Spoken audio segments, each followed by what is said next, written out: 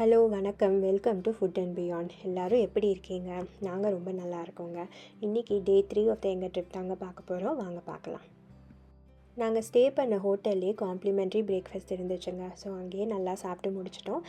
ஹோட்டல்லேருந்து check out பண்ணிவிட்டு நாங்கள் first போனது வந்து காஞ்சனா கேவன் ஸ்டேட் பார்க் தான். ஹோட்டல்லேருந்து ஒரு 1 hour ட்ரைவ் தாங்க இது.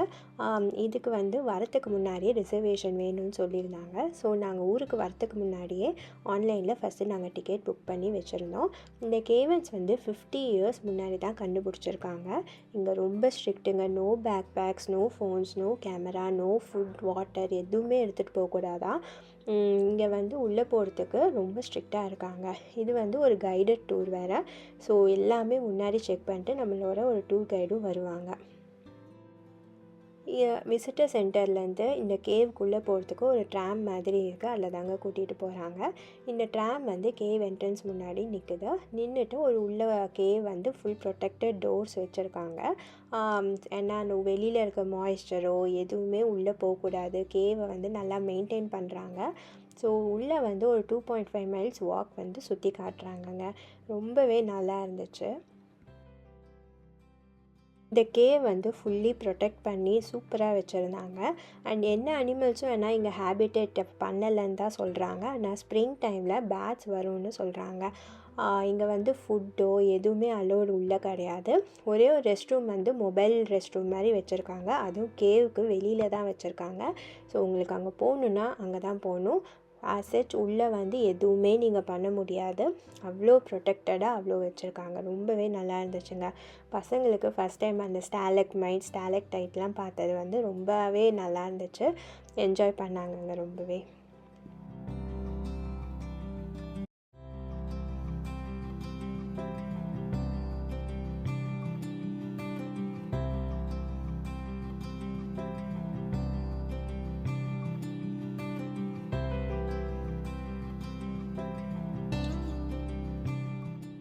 நெக்ஸ்ட்டு நாங்கள் போனது வந்து ஒரு 1.5 hours ட்ரைவில் தாங்க.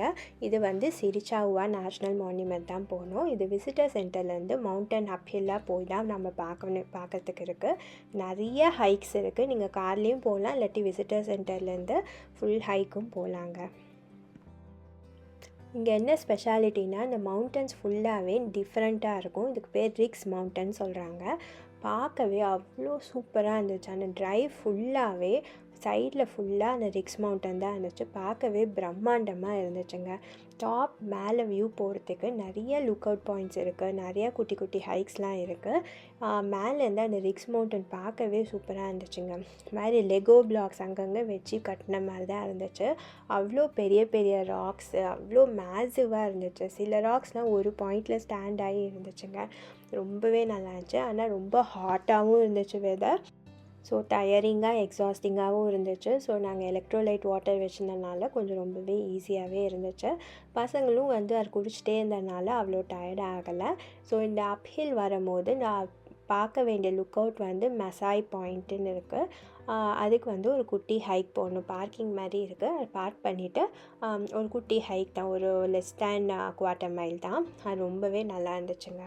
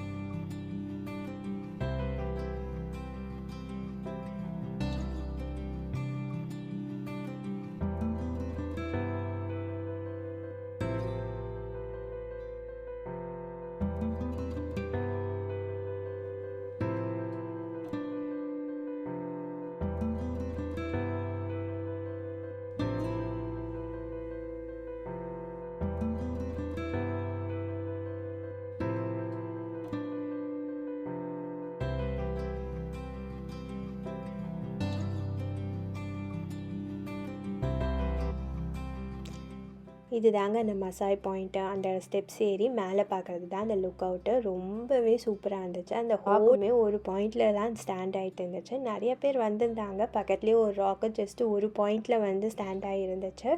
அதுலேயும் நிறையா பேர் ஃபோட்டோலாம் எடுத்துகிட்டு இருந்தாங்க. இதுக்கு வந்து நானும் சின்ன பையனும் போகலைங்க. ஏன்னா அந்த பாத் வந்து கொஞ்சம் பயமாக இருந்த மாதிரி இருந்துச்சு சின்ன பையனுக்கு. அதனால் அவனை நாங்கள் கூப்பிட்டு போகல. அவனும் வந்து வேறு ஏதாச்சும் ராக்கில் கிளைம் பண்ணி ஃபோட்டோ எடுக்கணும்னு சொல்லிவிட்டு வேறு ஏதோ ராக்கில் நின்று ஃபோட்டோ எடுத்துகிட்டு இருந்தாங்க. ரொம்பவே நல்லா இருந்துச்சு லுக் அவுட்டு. அவ்வளோ அழகாக அவ்வளோ பிரம்மாண்டமாக இருந்துச்சு.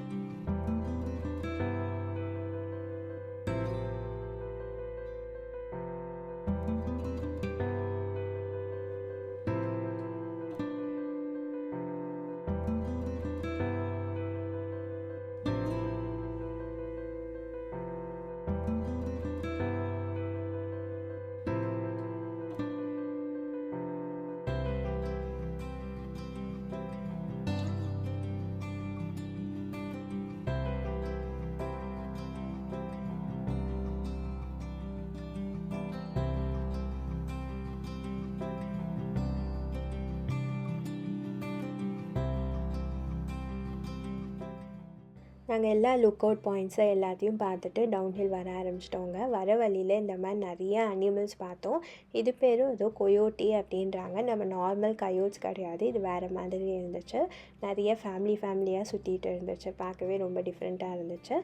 இது முடிச்சுட்டு நாங்கள் வந்து விசிட்டர் சென்டர் வந்து கொஞ்சம் ஜூனியர் ரேஞ்சர் பேட்ச்லாம் வாங்கிட்டு நெக்ஸ்ட்டு ஸ்டாப் வந்து நியூ மெக்சிகோ ஸ்டேட் தாங்க.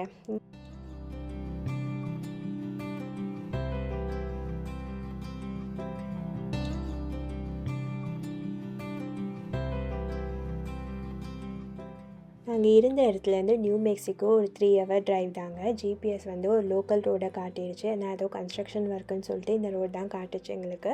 ரொம்ப ஐசோலேட்டட் ரோடாக இருந்துச்சு. ப்ராப்பர் ரோடு கிடையாது, ப்ராப்பர் ஊர் கிடையாது. ஃபுல்லாக மண் ரோடு தான். யாருமே இல்லை ரோட்டில். ஒரு 2.5 hours இந்த மாதிரி தாங்க ட்ரைவ் பண்ணோம்.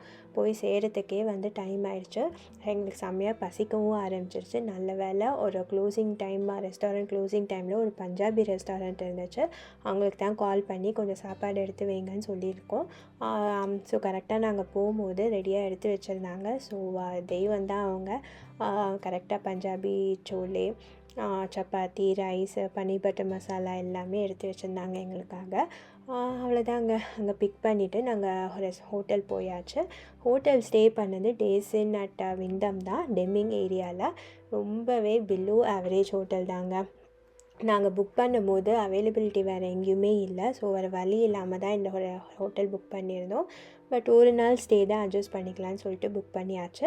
அவ்வளோதாங்க. நாங்கள் நியூ மெக்சிகோ வந்தாச்சு. நம்ம Day 4 வீடியோ நெக்ஸ்ட் வீக் பார்க்கலாங்களா? டாடா, பாய்.